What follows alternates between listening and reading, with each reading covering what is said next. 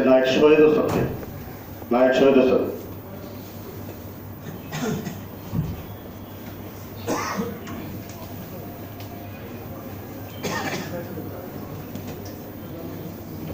উপস্থিত officer, JCO, NGO, সকল পদবীর সৈনিক এবং মিডিয়ার সাংবাদিক ভাইরা, আসসালামু আলাইকুম।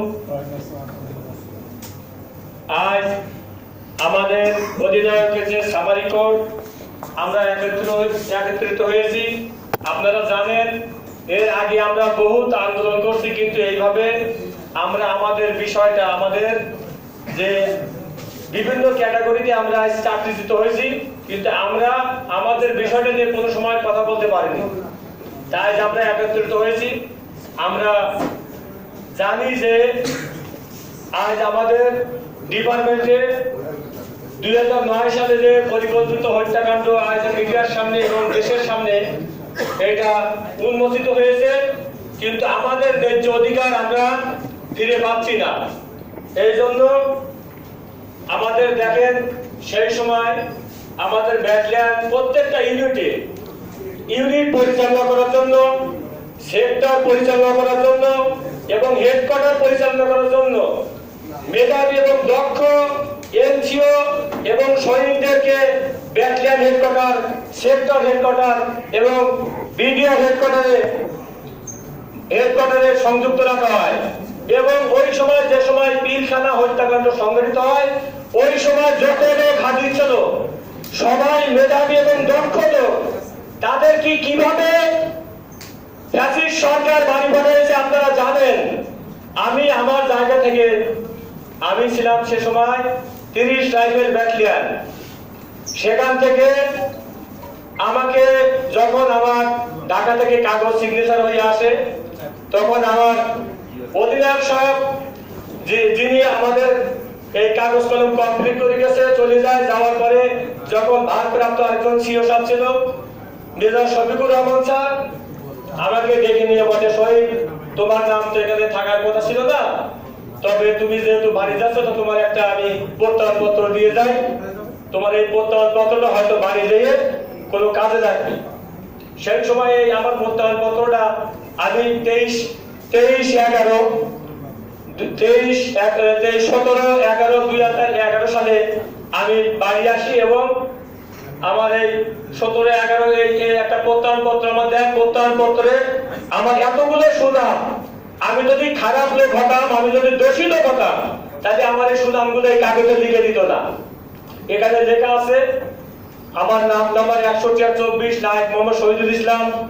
আমি 1996 সালে অত্র বাহিনীতে যোগদান করার পরে আমি জাতীয় পর্যায়ে 2001-2-3 সালে সপ্তম পদে মহাপরিচালক আমাকে তড়িৎ পদোন্নতি প্রদান করেন এবং বাহিনীর বিভিন্ন কোর্সে অংশগ্রহণ করে আমি প্রথম স্থান ও দ্বিতীয় স্থানে উত্তীর্ণ হই এবং প্রশিক্ষক হিসেবে আমি নিজেকে যে কোনো বিষয়ের উপর তুলে ধরতে সক্ষম।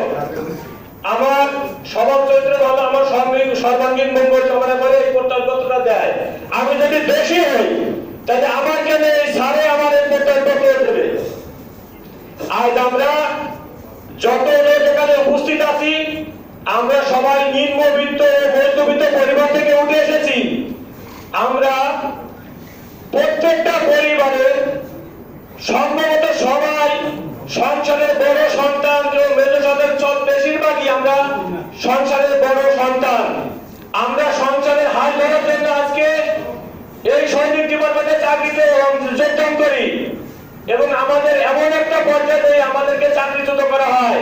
আমরা চাকরি থেকে এসে না পারি কোনো কাজ করতে, না পারি কোনো রিক্সা চালাতে, আমরা মানবতার জীবনযাপন করতেছি। কারণ আমাদের এই সরকার আমাদের ন্যায্য অধিকার থেকে বঞ্চিত করেছে আমাদেরকে। আমরা আমাদের পিতামাতা, অনেকের পিতামাতা দুনিয়া থেকে চলে গেছে, তাদের আমরা সঠিক চিকিৎসা সন্তান হিসাবে যে কর্তব্য, আমরা সেই কর্তব্যগুলো পালন করতে পারিনি। আমি আমার বাবা মা অসুস্থ, তাদের সঠিক চিকিৎসা আমি করাতে পারি না। আমার স্ত্রী সন্তান অসুস্থ হলে তাদের চিকিৎসা সঠিকভাবে করাতে পারি না। আমার আমার 2টা মেয়ে আছে মেধাবী, তাদেরকে আমি ভালো জায়গায় পড়ালেখা করাতে পারার মতো সামর্থ্য আমার নেই। তার কারণ আমার যদি আজ চাকরিটা থাকতো, আমি আমার সন্তানদের ভালো জায়গায় পড়ালেখা করতে পারতাম এবং আমার স্ত্রী সন্তানদেরকে সঠিক চিকিৎসা, সুচিকিৎসা এবং সুন্দরভাবে কোনো রকম জীবনযাপন করতে পারতাম। আজ আমরা এই জায়গা থেকে সবাই বঞ্চিত।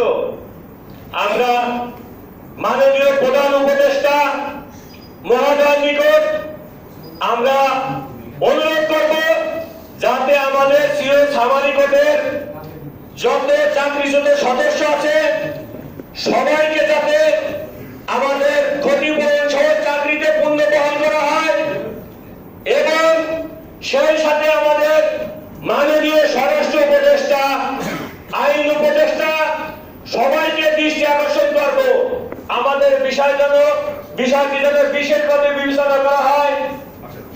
তাছাড়া আমাদের মাননীয় সেনাপ্রধান এবং বিডিআর মহাপরিচালক আমাদের অভিভাবক, তার কাছে আমাদের বিনীত অনুরোধ আমাদের বিষয়টা যেন বিশেষ বিবেচনা নেয় এবং আমাদের ন্যায্য অধিকার যেন আমরা ফিরে পাই।